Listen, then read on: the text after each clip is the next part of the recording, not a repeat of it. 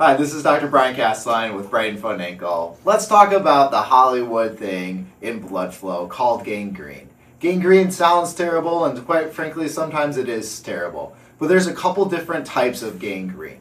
Our big one that we really have to watch out for, this is what we're going to see in the emergency room, sometimes here in our office, is called gas gangrene. This is an active, rapidly increasing infection of the foot of the ankle, typically caused by a bacteria such as Clostridium, staph, or staph.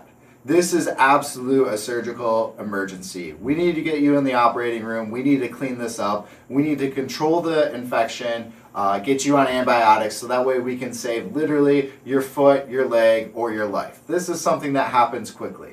If you feel like you have gas gangrene, you're going to have a terrible smell to the area. You're typically going to have a wound to the area, probably for a couple weeks. It's nothing new with that, but the infection just develops rapidly. Total emergency, get yourself checked into a hospital or come see us. Wet gangrene, this is kind of like a borderline. This is where the tissue is a little bit damp, a little soggy, there's a little drainage. This is typically coming from an infection as well. While this is serious, it's not, we need to go to the operating room right now, necessarily serious. We do need to control the infection. We need to get you on antibiotics. We need to provide local wound care to calm down that localized infection and get the wound in the area stabilized. The last thing that we hear about is dry gangrene. This isn't an emergency. We don't really have to stress out about this. Typically in the foot and the ankle, this kind of looks like almost like a mummy. The skin is nice and dry, it's dark.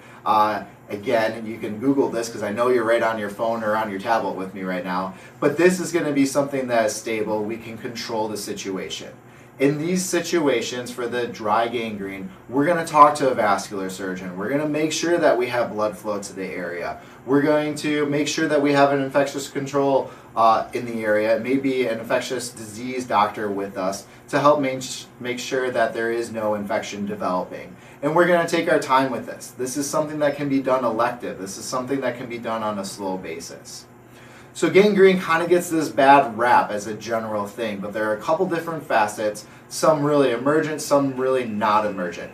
Things that can lead to gangrene for any of this is diabetes, really blood flow concerns. Their arteries aren't pumping the way that they should. Maybe the heart itself isn't delivering blood to the rest of the body. Things like smoking, exposure to cold, or injury are also reasons why we get gangrene. Either way, gangrene isn't something that you should just sit on at home and, oh, this will get better in 2 weeks. No, things need to happen even for our least severe cases. So give us a call or check some of our other videos out on ways that we can help diagnose gangrene.